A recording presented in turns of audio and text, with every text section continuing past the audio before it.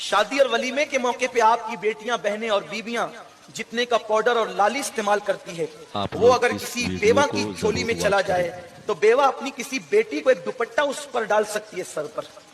वैसे भी हमारे मजहब में लाली और पाउडर का तसव्वुर क्या है? चेहरे पे पाउडर लगाया तो आधे घंटे से ज्यादा उसका असर नहीं होगा।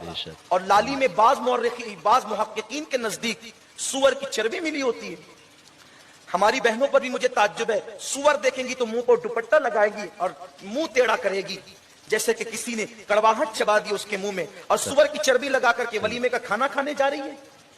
तो ये सुअर की चर्बी जो तेरे मुंह के लुकमे के साथ और पानी के साथ तेरे मुंह में जा रही है, तो तू सुअर की चर्बी खा रही है?